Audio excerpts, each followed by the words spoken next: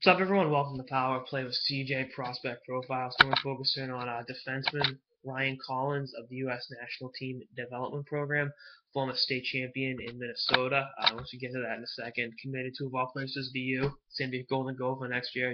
Shocking.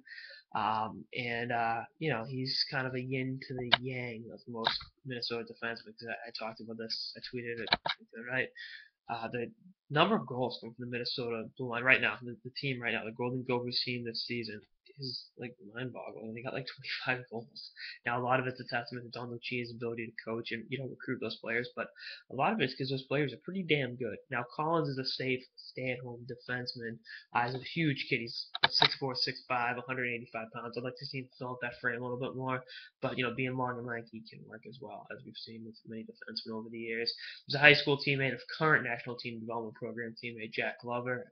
They won a state championship together, and they will be going to the University of Minnesota together next year. Both big defensemen, both have some upside.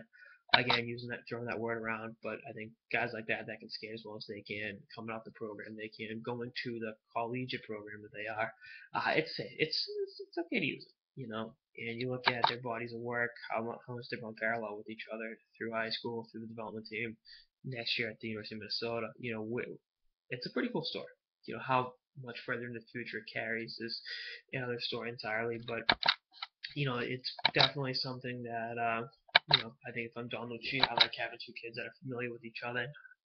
I want to play two freshmen together because it's never a good thing. As talented as they both may be, going up against those guys on the collegiate stage is a little bit bump up in development. That's actually another thing I like to point out is for big defensemen like Collins, each level your size becomes less of an advantage. And it's not that your size isn't an advantage.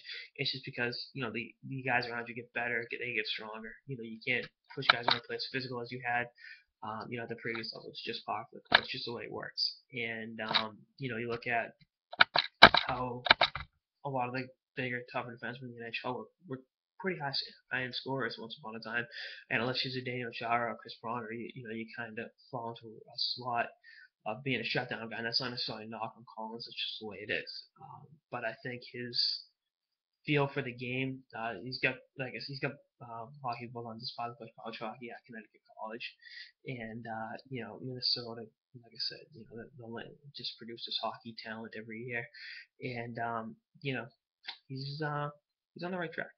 And again, I think going to a great program like the U will definitely benefit them in the short and long term. So get some amazing coaching and play against some damn good competition, in the Big Ten now.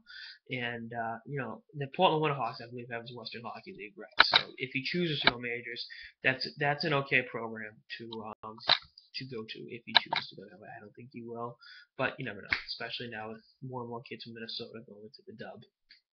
Anyway, that's on this episode of the Power Play with CJ Prospect Profile and Ryan Collins. 2 from episodes to the season and beyond. Later, guys.